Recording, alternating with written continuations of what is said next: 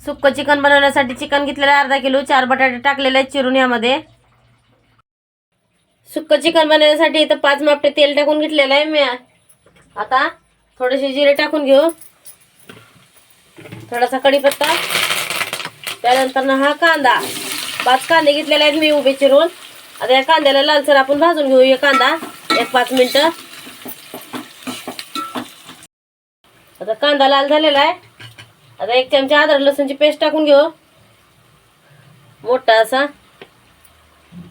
आणि 4 टमाटे चिरलेले आहेत, हे टमाटे पण टाकून घेऊ आपण यामध्ये. टमाटा थोडा नरम होईपर्यंत टमाट्याला पण थोडंसं परतून घेऊ आपण.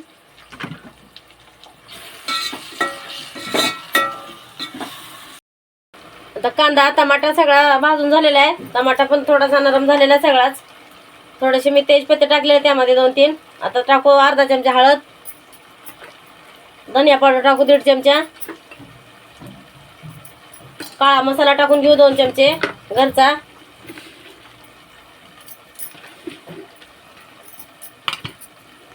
आता हे 2 मिनिटं असं भाजून घेऊ हे मसाले सगळे एकत्र परत.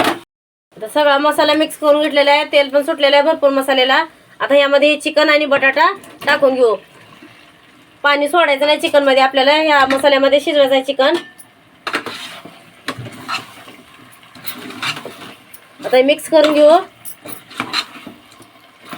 आणि ह्याच्यावरती थोडंसं वरतून मीठ टाकू. मीठ टाकलेलं नाही, चवीपुरतं मीठ टाकून घेऊ आणि वाफेवरती शिजून घ्यायचं आपल्याला चिकन बिना पाण्याचं. तर मिक्स करून घेऊ. सुक्कं चिकन तयार झालेलं आहे आपलं. पाणी न टाकता शिजवलेलं आहे ह्याला. 20 मिनिटं लागले ह्याला शिजण्यासाठी.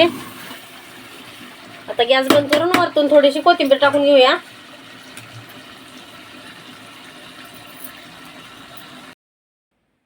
मित्रांनो, तयार झालेलं आहे आपलं सुक्कं चिकन असं झणझणीत.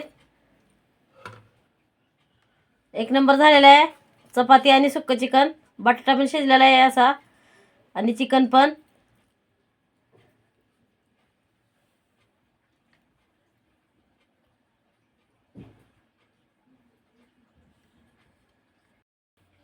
व्हिडिओ आवडला असेल लाईक करा, शेअर करा, फॉलो करा, सबस्क्राईब करा. सबस्क्राईब करायला विसरू नका.